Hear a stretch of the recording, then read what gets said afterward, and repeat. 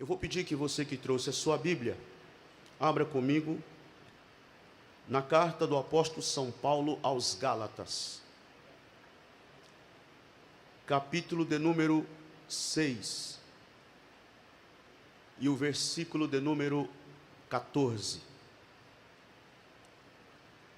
Carta do apóstolo São Paulo aos Gálatas, capítulo 6, e o versículo de número 14.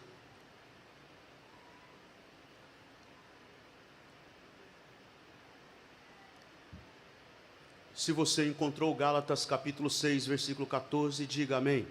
Amém. Ouçam o que diz: mas longe esteja de mim gloriar-me, senão na cruz de nosso Senhor Jesus Cristo, pelo qual o mundo está crucificado para mim e eu para o mundo. Mas longe esteja de mim gloriar-me, senão na cruz de nosso Senhor Jesus Cristo, pela qual o mundo está crucificado para mim e eu para o mundo. Eu quero ler ainda mais um texto. Primeira carta do apóstolo São Paulo aos Coríntios, capítulo 2, versículo 2.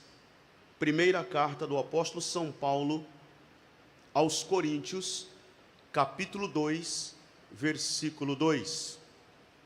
Porque decidi nada saber entre vós, senão a Jesus Cristo e este crucificado. Porque decidi nada saber entre vós, senão a Jesus Cristo e este crucificado. Amém. Queridos, dos exemplos que eu vou dar aqui agora, muitos de nós, a maioria de nós que estamos aqui hoje à noite, se não todos, em algum momento já passamos por esta situação. Por exemplo, você que usa óculos, assim como eu, já deve ter experimentado alguma vez, passado pela experiência de ter se esquecido onde guardou os seus óculos. É muito provável que você que tem o seu carro já deva ter se esquecido onde guardou as chaves do carro. Normalmente essas coisas acontecem quando você está muito apressado, precisando sair, e você bate de um lado para o outro dentro de casa. Meu Deus, onde foi que eu guardei as chaves desse carro? Você quer ver uma coisa que eu acho muito curiosa? Você está na sua casa, sai da sala para o quarto para fazer lá alguma coisa, chega lá, você coça a cabeça e diz: meu Deus, o que foi que eu vim fazer aqui? Já passou por isso? As mães que me ouvem hoje à noite, que têm mais de 2 ou 3 filhos, aqui e acolá trocam, confundem os nomes dos filhos. Eu sempre me refiro à minha mãe e brinco muito com a minha mãe nesse sentido, porque nós somos em 5 irmãos, todos já casados, mas ainda hoje, quando todos estão reunidos na casa da minha mãe, ela quer chamar o meu nome, por exemplo, ela chama o nome de todos os meus irmãos primeiro até chegar no meu. E agora com os netos, que já passa de 10, ela troca os nomes e mistura os nomes dos filhos com os netos e fica aquela beleza. Nós nos esquecemos com facilidade das coisas. Nós nos esquecemos de um compromisso que estava marcado, não podia esquecer e de repente terminou esquecendo. Nós nos esquecemos de um horário, você havia marcado um horário para uma determinada coisa, de repente você assusta, olha no relógio, o horário já passou. Nós nos esquecemos com facilidade das coisas. E por que é que eu estou dando todos estes exemplos aqui para vocês hoje à noite? Porque na vida cristã, na caminhada cristã, nenhum cristão verdadeiramente cristão, nenhum cristão genuinamente cristão pode se dar ao luxo de se esquecer das cenas do Calvário. Nenhum cristão que se preza como cristão, nenhum verdadeiro, legítimo seguidor de Jesus Cristo de Nazaré pode cair no erro, passar por desapercebido em algum momento da sua vida, a ponto de se esquecer ao longo de sua trajetória cristã daquela madrugada silenciosa, enquanto havia silêncio e todos dormiam, na virada da quinta-feira, quando Jesus foi traído, e na virada da quinta para a sexta-feira da paixão, Jesus Cristo estava sendo julgado por uma corte covarde, por um juiz covarde, e eles condenaram o meu Senhor de forma cruel. Ele foi sumariamente condenado a morrer morte de cruz. Nenhum cristão pode jamais se esquecer do evento do Calvário. Nenhum cristão que se preza pode cometer o erro de se esquecer das cenas da crucificação. E é por isso que nós celebramos a ceia do Senhor, com raríssimas exceções, normalmente, em redor de todo o mundo, as igrejas cristãs, o grande povo cristão em redor de todo o mundo, normalmente, com raras exceções, celebram a ceia sempre naquele mesmo dia do mês, normalmente uma vez no mês. Porque a ceia tem, entre outros objetivos, esse objetivo de trazer à nossa memória, de deixar fresco em nossa memória o evento do Calvário. A ceia é um ritual. E para que serve um ritual? Um ritual é feito, ele acontece, ele é celebrado metodicamente, com o objetivo de não deixar que uma tradição se perca. Para que uma tradição não se perca, para que ela não caia no vácuo, no esquecimento. Então você tem um ritual. E como já mencionei, com raras exceções, em redor de todo mundo, normalmente sempre uma vez no mês, sempre naquele mesmo dia do mês, a igreja se reúne para cercar a mesa do Senhor. A ceia é um ritual, mas ela não é só um ritual. A ceia é também uma celebração. E quando cercamos a mesa do Senhor, nós estamos celebrando a vida de Cristo Jesus, que foi dada a todos nós. Mas a ceia não é também só um ritual e só uma celebração. A ceia é um sacramento. Por que ela é um sacramento? Vocês sabem que nós temos dois grandes sacramentos no cristianismo: batismo em águas e a ceia do Senhor.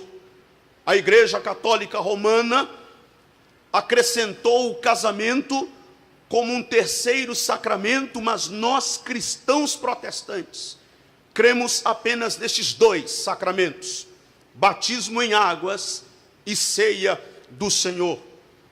E nós então cremos que, para além de um ritual, a ceia tem um valor espiritual. Ela tem um significado espiritual. É um sacramento na fé cristã. Mas a ceia não é só um ritual, não é só um sacramento, não é só uma celebração. A ceia é também um memorial. Na noite em que Jesus foi traído, ele tomou o pão e o partiu. Tendo dado graças, ele partiu o pão, deu aos seus discípulos e disse: este é o meu corpo que é rasgado, a minha carne que é rasgada, o meu corpo que é dado em favor de vós.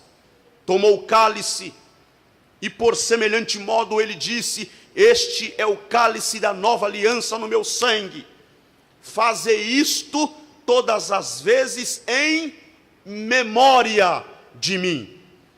Então, nós cristãos protestantes, nós seguidores de Jesus, nós discípulos de Jesus Cristo, o Nazareno, precisamos ter esta compreensão da importância do significado da ceia do Senhor, com este objetivo, entre outros, de conservar na nossa memória, de conservar fresco em nossa memória aquilo que aconteceu há mais de 2000 anos, quando Jesus Cristo foi traído, foi preso, foi julgado, sumariamente condenado a morrer morte de cruz. Dito isto, com esta compreensão, eu quero perguntar hoje à noite aos meus queridos irmãos e irmãs que me ouvem: por que a cruz? Qual o significado da cruz?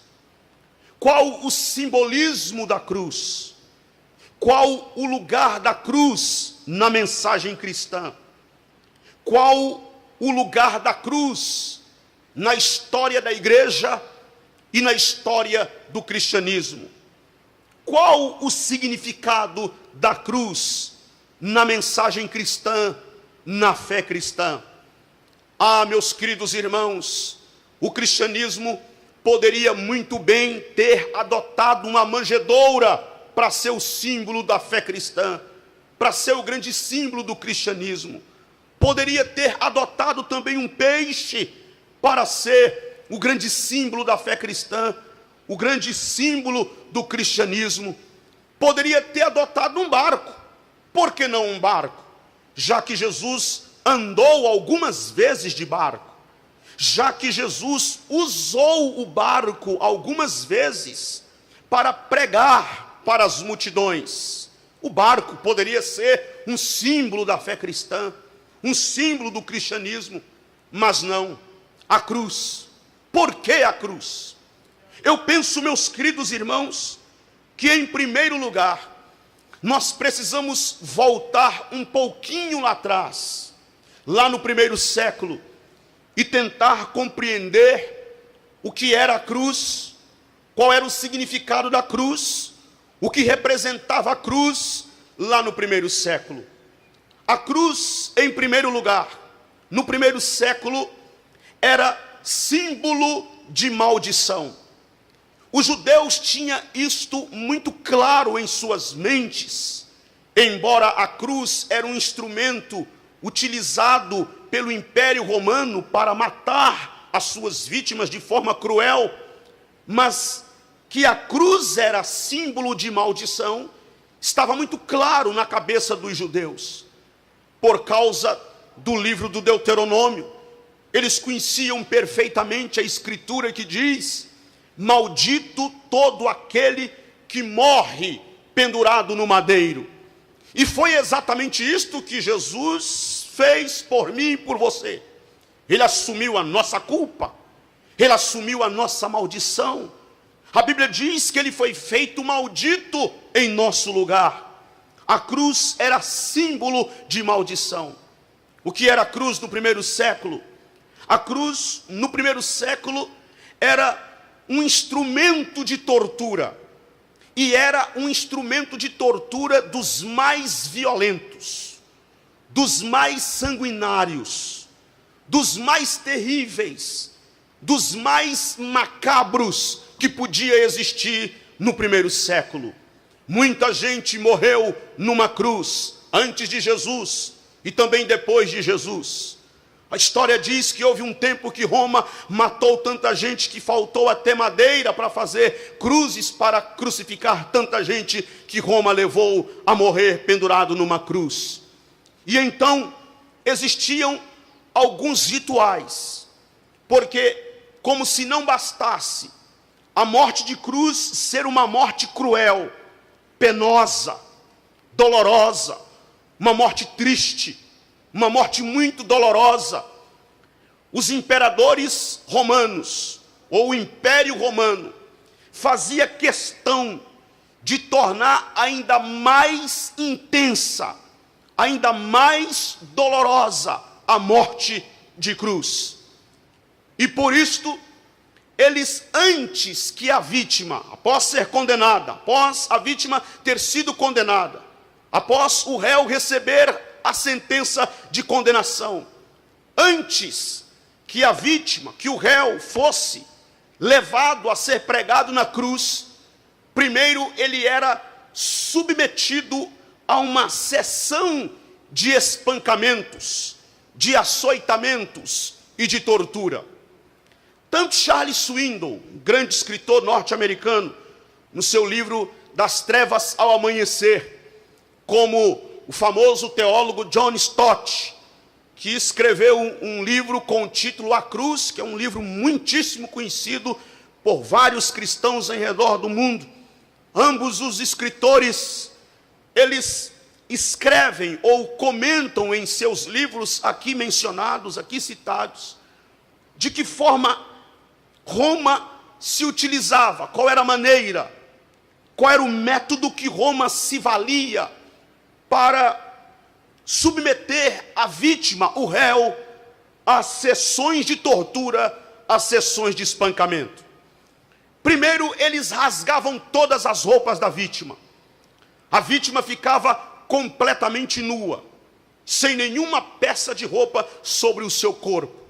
Depois, eles faziam a vítima abraçar um tronco largo de madeira. Ele era largo e baixo. A vítima abraçava aquele tronco. Eles acorrentavam os seus pulsos e os seus tornozelos. E então, com a vítima imobilizada e presa na cepa de tortura, eles pegavam um chicote e começavam a espancar as costas da vítima presa ao tronco de tortura. Foi exatamente isto que eles fizeram com o meu Senhor.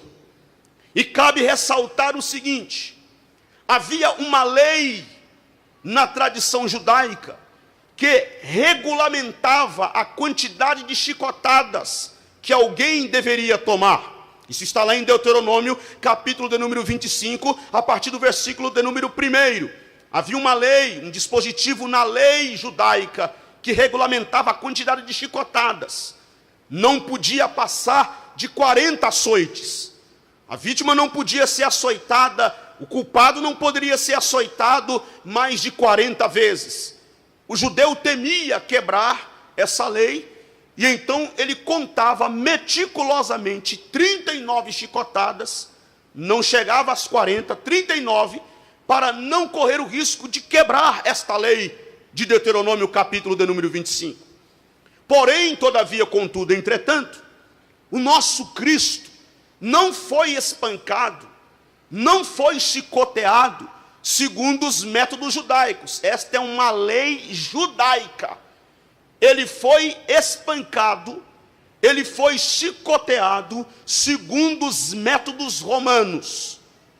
Segundo os métodos romanos, de forma cruel, de forma horrorosa, de forma terrível, eles espancaram o meu Cristo de forma cruel. Foi exatamente isto que eles fizeram com o meu Senhor. Rasgaram todas as suas vestes. Jesus ficou completamente nu, totalmente despido, enfrentando vergonha de nudez. Ele enfrentou vergonha pública, desnudo perante a multidão. E eu abro aqui um parênteses para dizer o seguinte: quando você vê nos quadros, nos filmes, nas imagens do Cristo crucificado, com aquela espécie de um fraldão aqui tapando as suas partes íntimas, aquilo é uma invenção posterior da Igreja Católica Romana. Jesus não usou aquele fraldão. Ele foi completamente nu mesmo, enfrentando vergonha de nudez, vergonha pública por tua causa, por minha causa, por nossa causa, desnudo e submetido aquela sessão de tortura como ele sofreu.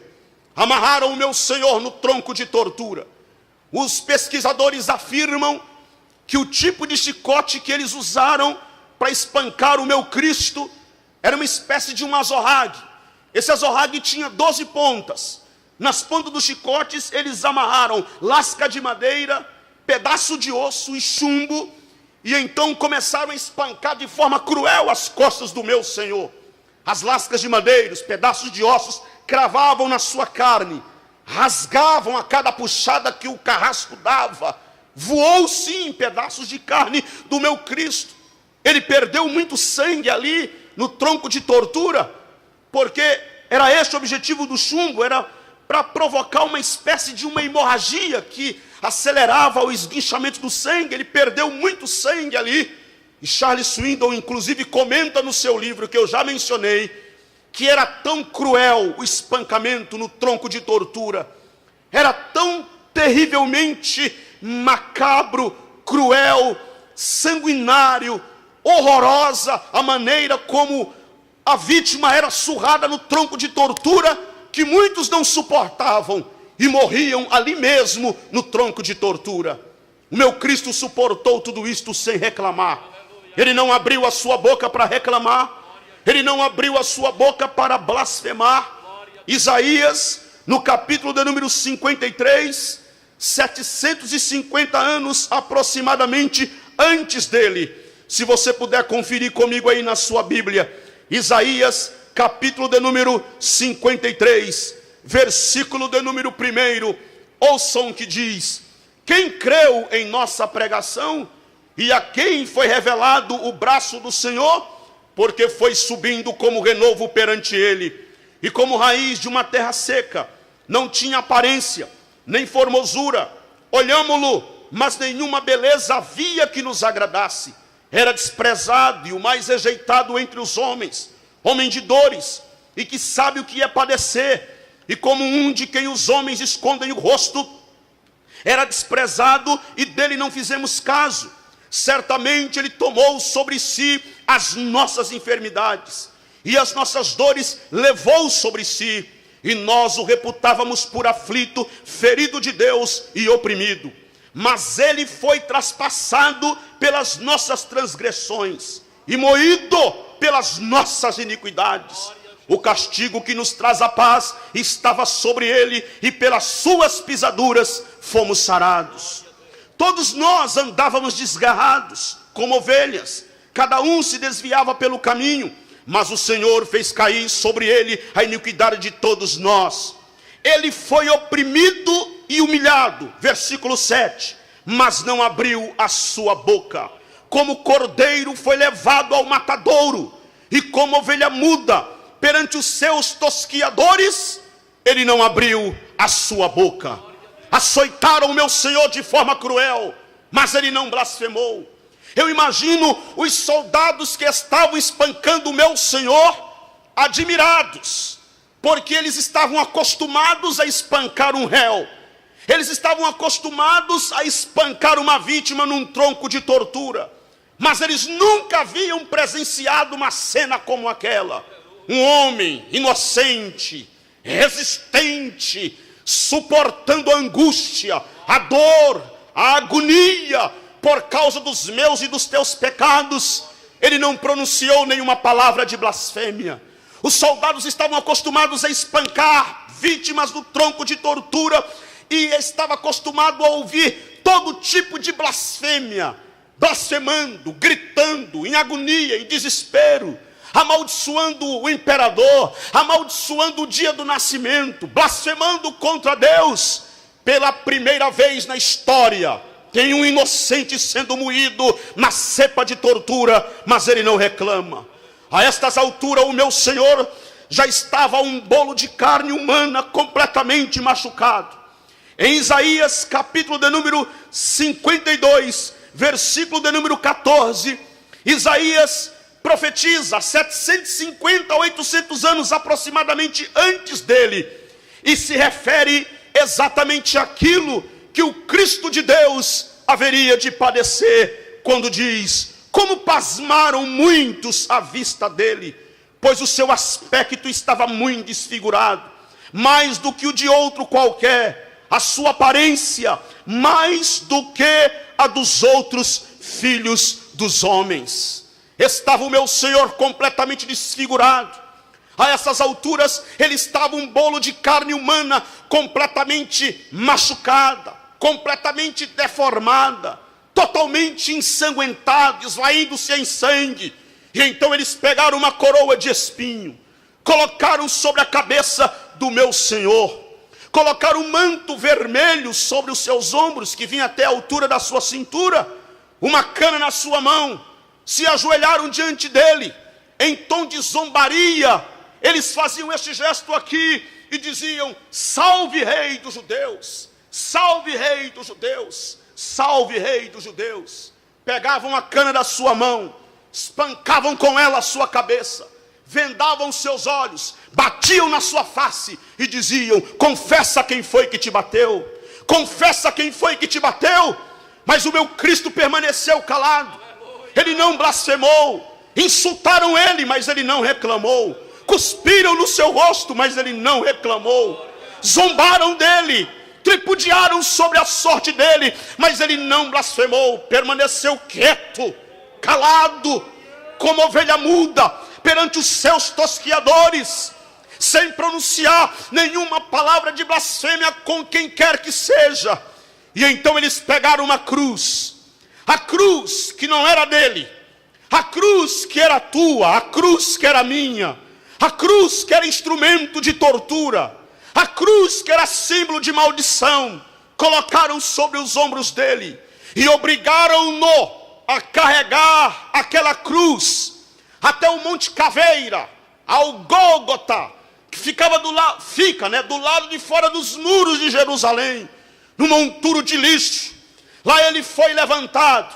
Eles cavavam um buraco, era assim que procedia. Deitava a cruz primeiro, a vítima era pregada, suas mãos e os seus pés. Tinha uma espécie de um apoio, um pino de apoio que eles colocavam no pé da cruz, debaixo do pé da vítima. E aquele apoio, não pensem vocês que era para de algum modo aliviar a tensão ou o sofrimento, porque não era. Aquilo era apenas para ajudar, quando a cruz fosse levantada e jogada dentro do buraco, era para auxiliar, ajudar o apoio do corpo, para não rasgar a carne e o corpo terminar caindo da cruz. Levantaram o meu Senhor, crucificado, pregado naquela rude cruz, e lançaram a cruz dentro daquele buraco. À sua esquerda estava um ladrão, à sua direita estava outro ladrão, e cumpriu-se a profecia do profeta na antiguidade que disse: entre os malfeitores ele foi contado, coroado de espinho, esvaindo-se em sangue, havia caminhado exaustivamente, carregando aquela cruz pesada, debaixo de vaias, de xingamento, abandonado, desprezado, recebendo toda a maldição, toda a culpa, todo o peso do pecado de toda a raça humana, estava sobre ele, pregado no alto daquela cruz. E na cruz, mesmo pregado na cruz, ele ainda não ousou falar nenhuma palavra de blasfêmia ou de condenação contra quem quer que seja. Ao contrário, lá no alto da cruz, pregado, esvaindo-se em sangue, os olhos inchados, mal podiam abrir, a face toda deformada, a órbita aqui em volta dos seus olhos, todo roxeado das pancadas que ele levou na sua face, pregado naquela cruz. De repente ele fala algumas palavras, algumas frases, que Orlando Boia, que foi considerado o apóstolo da literatura brasileira, escreveu o clássico Os Heróis da Fé, entre outros tantos livros que ele escreveu 2 volumes intitulados Espada Cortante, e Orlando Boia foi quem cunhou este tema, as 7 palavras da cruz, que eram na verdade frases curtas, porque ele também não podia fazer discursos longos. No estado em que ele estava pregado na cruz, ele não tinha como fazer discursos longos, então ele proferiu curtas frases pregado naquela cruz. não na ordem que está na Bíblia, mas eu posso mencionar algumas delas para vocês. Quando, por exemplo, ele clamou dizendo: Eloi, Eloi, lama sabachthani, que quer dizer: Deus meu, por que me desamparastes? Na cruz ele clamou dizendo: mulher, eis aí o teu filho, filho, eis aí a tua mãe, numa alusão a Maria e a João, o único discípulo que estava ao pé da cruz. Na cruz ele ainda clamou dizendo: tenho sede, tenho sede. E então eles molharam uma esponja em vinagre. E vocês sabem que não é vinagre de cozinha. Vinagre ali era uma espécie de um vinho de uma péssima qualidade, um vinho ruim, uma marca ruim de vinho. Eles molharam ali aquela esponja, colocaram na ponta de um caniço e chegaram lá perto da boca do meu Senhor, pendurado naquela cruz. Na cruz, ele clamou dizendo: Pai, perdoa-lhes, porque eles não sabem o que fazem. Lá estava o meu Senhor pregado na cruz e clamando, intercedendo: perdoa-os, porque eles não sabem o que fazem. Na cruz, com o coração cheio de amor, cheio de paixão, porque fiquem sabendo, senhores e senhoras, que me ouvem hoje à noite, Jesus estava ali, apesar de toda a descrição que eu fiz aqui para vocês, e que vocês já leram no Evangelho, mas ele não estava ali como uma pobre vítima do destino. Não! Ele também não estava ali como alguém sobre quem choveram só desgraças. Não! Ele estava ali com o coração cheio de amor, cheio de amor, amando todos nós, amando toda a humanidade. E é quando seu coração já a ponto de explodir em amor, pregado naquela cruz, ele ouve quando um dos ladrões que estava pendurado ao seu lado repreende o outro que blasfema. E enquanto ele repreende o outro que blasfema, ele se volta para Jesus e diz: Senhor, lembra-te de mim quando entrares no teu reino. Mas calma um instantinho, pense comigo. Uma coisa é você ver a rainha da Inglaterra rodeada de glória, com aquele cortejo bonito, com toda a pompa de glória humana, e você diz: nossa, que rainha bonita, que reino impressionante, eu quero fazer parte do reino desta rainha. Uma coisa é você ver os grandes reis, os grandes imperadores que o mundo já conheceu, montados em seus cavalos reais, vestido com as suas vestes reais, acompanhado por uma legião de soldados valentes, com um cortejo bonito, impressionante, e você diz: nossa, que coisa extraordinária, eu quero fazer parte do reino deste homem. Mas quem estava na cruz do meio não estava vestido de vestes reais. Quem estava na cruz do meio não estava coroado de coroa, com coroa de ouro e de glória humana. Quem estava pendurado na cruz não estava ladeado de soldados poderosos. Quem estava pendurado naquela cruz estava coroado de espinhos, esvaindo-se em sangue, todo deformado. Mas aí que está a beleza do Evangelho. O ladrão conseguiu olhar para ele e conseguiu ver para além das feridas, conseguiu ver para além da coroa de espinho, e ele disse: este homem é rei, e o seu reino é um reino de outra espécie.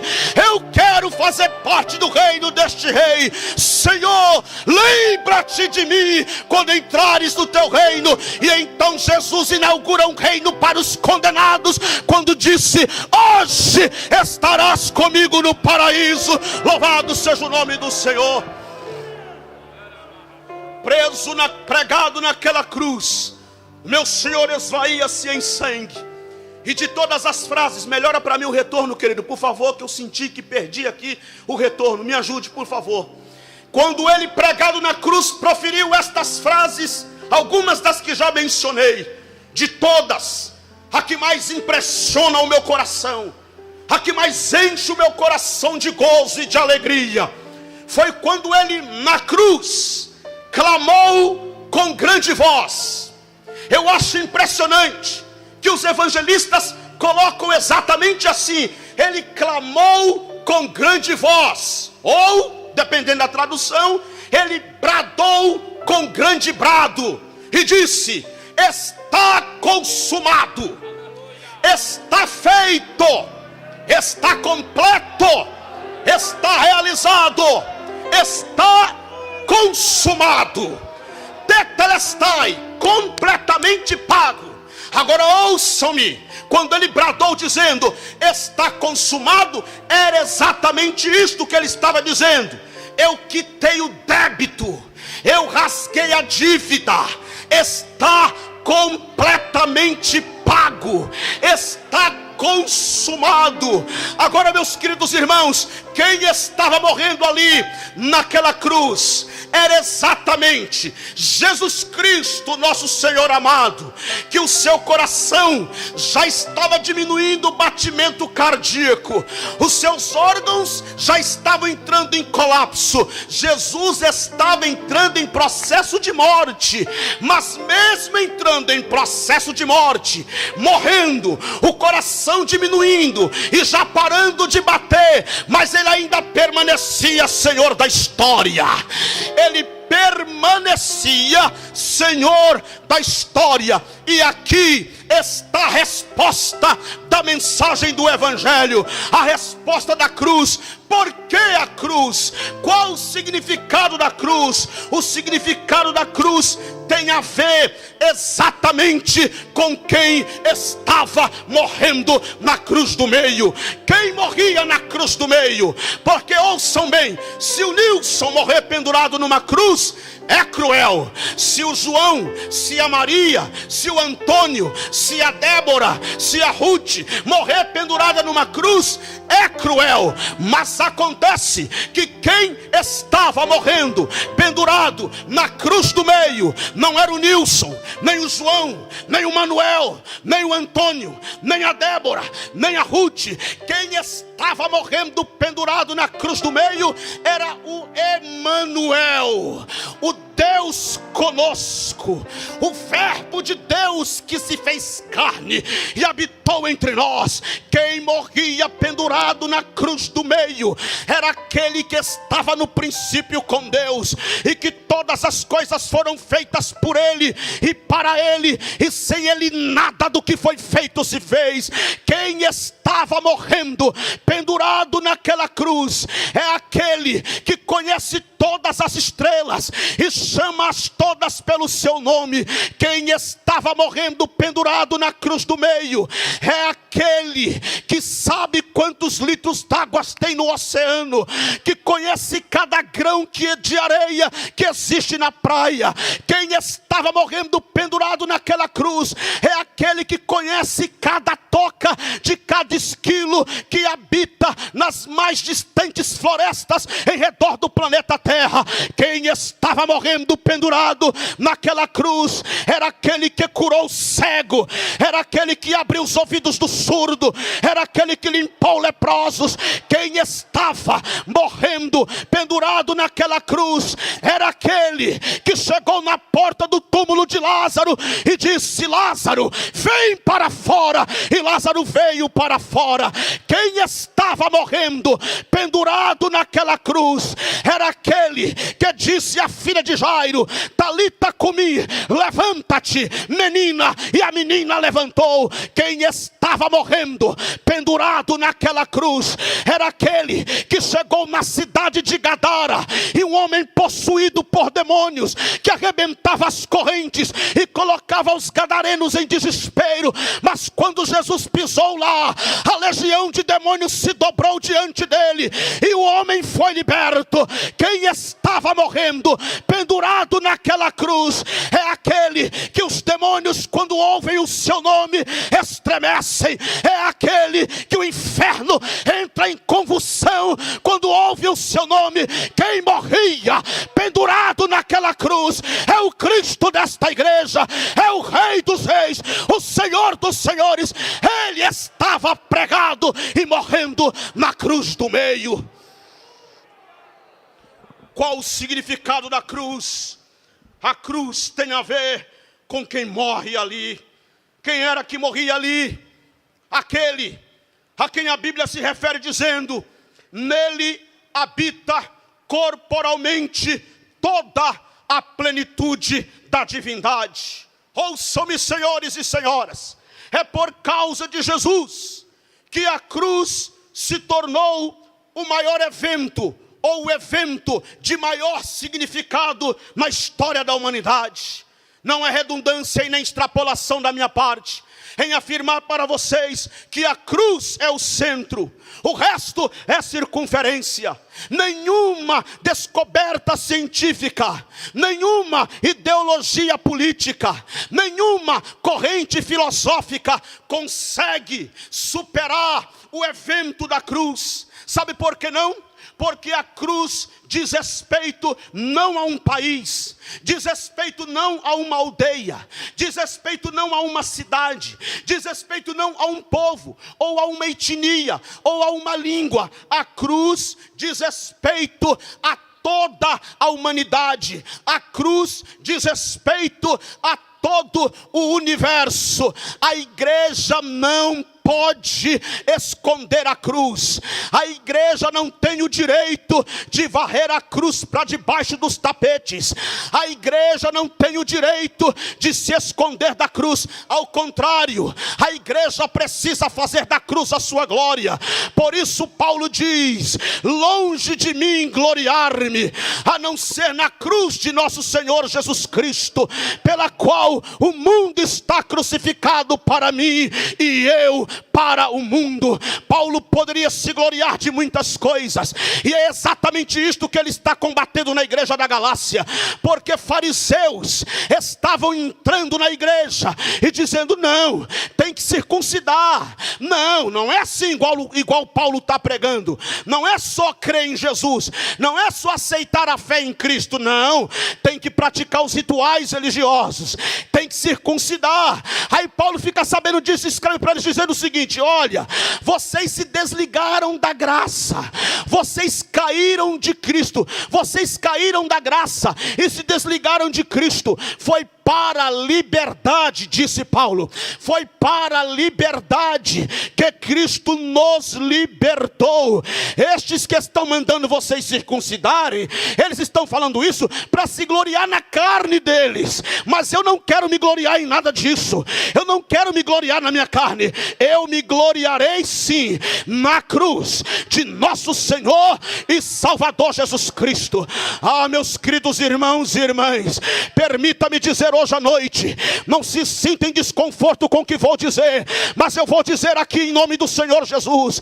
Eu fico angustiado, meu coração afunda dentro do peito quando eu vejo uma geração de pregadores irresponsáveis. A moda do momento agora são os coaches da fé, que arrancaram a cruz do sermão, arrancaram a cruz do centro da mensagem, esqueceram da centralidade da cruz e estão pregando a teologia da prosperidade.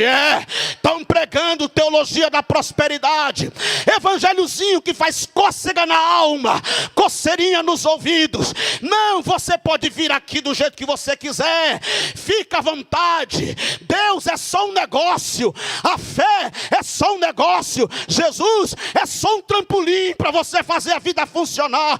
Eu quero te dizer, esse evangelho não é o de Jesus Cristo, esse evangelho é um falso evangelho. Por quê? Porque na cruz Jesus bradou dizendo: está consumado. E quando ele disse está consumado, o véu do santuário rasgou-se de alto para baixo, e quando o véu se rasgou, caiu toda a parede de separação. Agora não há mais separação, porque caiu toda a barreira.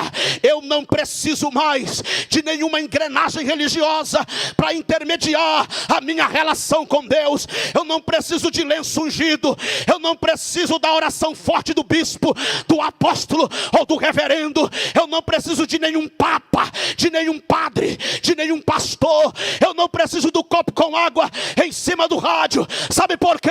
Porque não é Paulo, nem Maria, nem Mariolatria, nem Catimbó, nem Ergue, nem Umbanda, nem Quimbanda, nem Zoroastro, nem Orfeu, nem Buda, nem Maomé, mas Cristo, Cristo.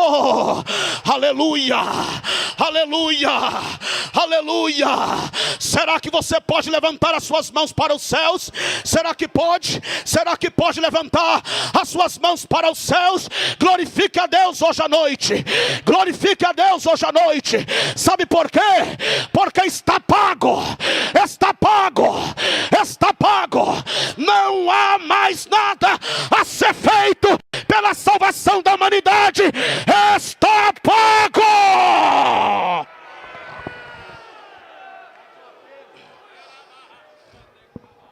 Aleluia, aleluia, aleluia, aleluia, aleluia. O que é a cruz? No primeiro século é instrumento de tortura, é símbolo de maldição. Mas agora Jesus rasgou a história entre o antes e o depois. O que é a cruz agora? O grande paradoxo da cruz é que quando eu olho para a cruz, eu vejo a denúncia dos meus pecados. Quando eu olho para a cruz, eu vejo a minha rebelião contra Deus, eu vejo a minha contradição, eu vejo o meu mais baixo e imoral nível de pecado. Mas ao mesmo tempo, quando eu olho para a cruz, eu vejo a marca da nossa redenção. Está consumado, está feito, está pronto, está pago. Aleluia, aleluia. Amigo que me ouve hoje à noite, se você não entregou sua vida a Jesus ainda, você que acompanha aí pela internet, se ainda não entregou a sua vida para Jesus ainda, eu te digo aqui hoje à noite, não adianta subir escada de joelho, nem jogar água no cruzeiro, não adianta a vela vermelha, a vela amarela, a vela cor-de-rosa, não adianta a vela de 7 dias, não adianta pagar promessa, não adianta pagar penitência, não adianta dar 7 voltas. O que é que eu faço, pregador? Olha para a cruz, olha para a cruz. Aleluia, aleluia, aleluia. Eu lamento profundamente que muitos pregadores arrancaram a cruz do centro de suas pregações. Eu não vim aqui criticar pregador nenhum, mas eu preciso dizer isso. Eu não vou me calar, não vou me calar diante desses patifes da fé, canalhas do púlpito, que estão brincando com o evangelho, estão brincando com a palavra de Deus, não pregam a cruz. E eu digo, pregador que não conta a história da cruz é indigno do púlpito, nem deveria assumir um púlpito, porque eu só fui constituído pregador porque houve uma cruz, houve uma cruz, houve uma cruz. Os meus pecados foram moídos na cruz do Calvário.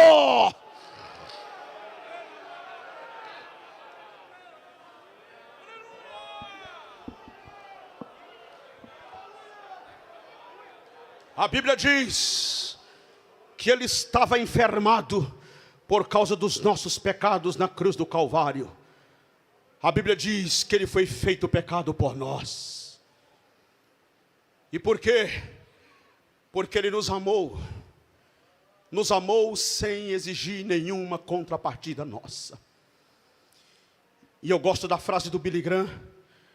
Na verdade, a frase não é dele, é de Santo Agostinho. Mas talvez ele foi o que mais popularizou esta frase nas suas famosas cruzadas durante metade do século passado, do século 20, quando ele dizia que a cruz foi o púlpito de onde Deus pregou o seu mais célebre sermão de amor. A mais escandalosa declaração de amor está na cruz de nosso Senhor Jesus Cristo, quando ele, enfermado pelos nossos pecados, pagou por eles na cruz do Calvário. O que eu faço? Eu te digo hoje: venha à cruz e seja salvo. Venha Jesus. Na cruz Ele pagou o pecado de todos os homens. Creia, tão somente creia, porque todo aquele que crê já é considerado justo. Não porque eu seja em si mesmo, mas porque a justiça de Cristo foi imputada sobre nós. Venha a cruz, venha Jesus, está feito, está consumado, você só precisa crer. É esta mensagem que eu vim pregar aqui hoje à noite, no congresso da Umadame. A cruz precisa voltar para o centro de nossas pregações. Paulo diz: a mensagem da cruz é loucura para os que perecem, mas para nós é o poder de Deus. É o poder de Deus para a salvação de todo aquele que crê. Venha a cruz. E eu mais uma vez cito a frase de Billy Graham, quando ele dizia: sim, Senhor, leva-me até a cruz, e de lá eu encontrarei o caminho de casa. Se você está perdido na vida, meu amigo, minha amiga, eu te digo: venha à cruz e você vai encontrar o caminho de casa. Ah, mas eu estou perdido nas minhas culpas, eu estou perdido no amor, eu estou perdido no desemprego, eu estou perdido na crise, eu estou perdido no meu lar que está se esfacelando, eu estou perdendo a minha casa, a minha família. Eu te digo: venha à cruz, lança-te ao pé da cruz, te cubra com o sangue do Cordeiro. Sabe por quê? Porque este Jesus que morreu pendurado naquela cruz, ele teve o seu corpo morto tirado daquela cruz e levado para uma sepultura emprestada de um homem por nome José de Arimateia. Mas quando foi no domingo pela madrugada, o dia não tinha clareado ainda estava escuro, e três mulheres,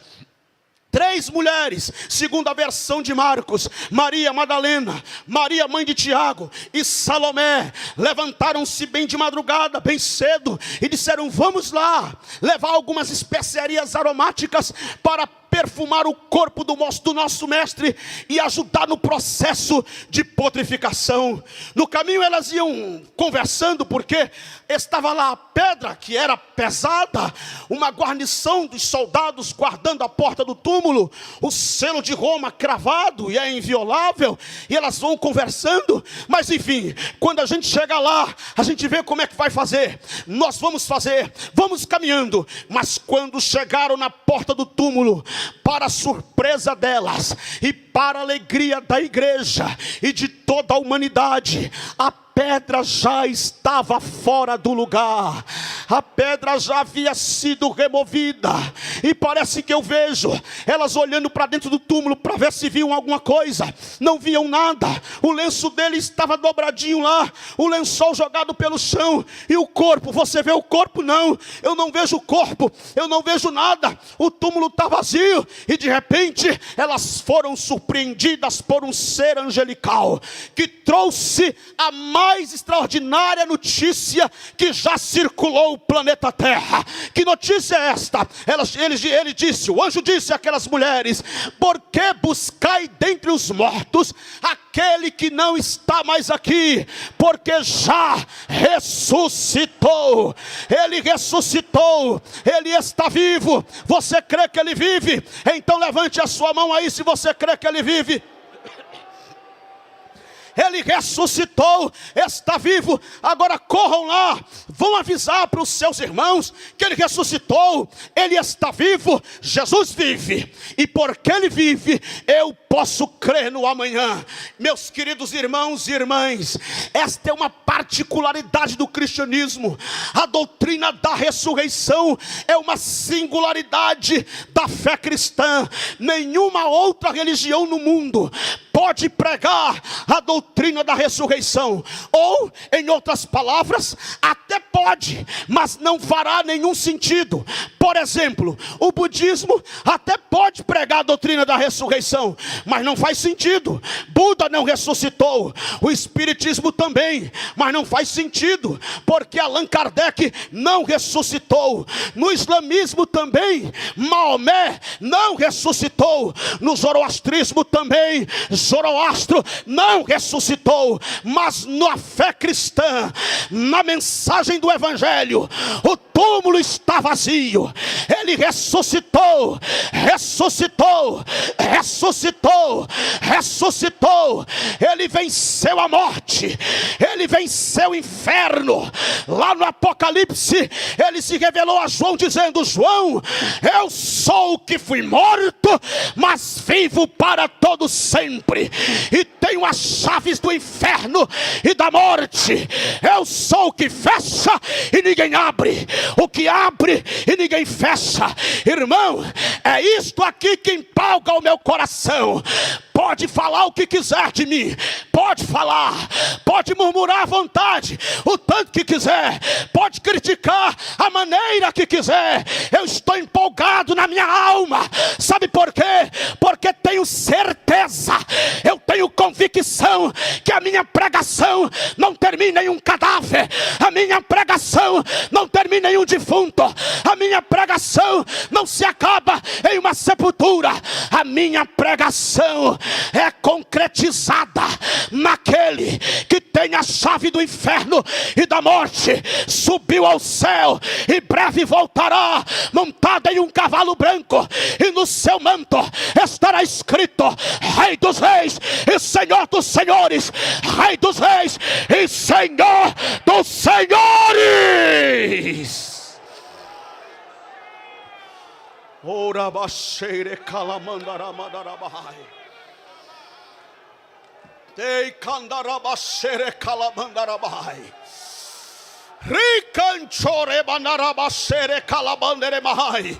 Eu sinto a presença de Jesus aqui.